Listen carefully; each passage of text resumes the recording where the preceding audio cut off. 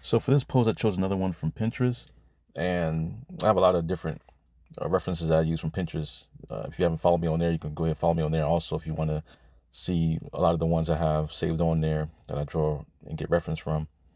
But for this one, I chose because it has a lot of heavy foreshortening in this one. And you see, for this, I chose to draw the hands first because since the hands are kind of the main focal point of the picture, I wanted to get those done first. That way I can easily figure out and measure how to draw everything else behind that. So that's why I ended up drawing the fingers and the hand and then the the other fist pointing. And I started to draw boxes to kind of get the rough out where it's going to go, and then the circles for the knuckles.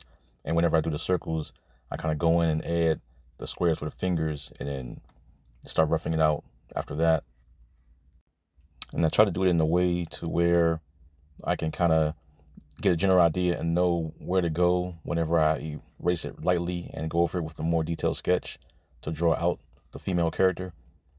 But right now, I'm not focusing on any details. Just, whenever I'm doing this, the hands are probably more detailed than the actual person itself. That way, because the hands are a little more difficult, that's why I try to make sure I want to know where the hands are facing and pointed.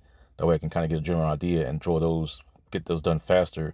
And, the rest of the body is easier to do. I can just, go over that with whatever character I'm trying to do. As you can see, I'm overlapping shapes for the shoulders and arms. You can see the bicep more on the top arm compared to the uh, the arm on the bottom, same as with the reference. And I kind of just add in the chest and torso lightly because I'm not really focused on that, but I just put it there just so you can kind of know where it's placed.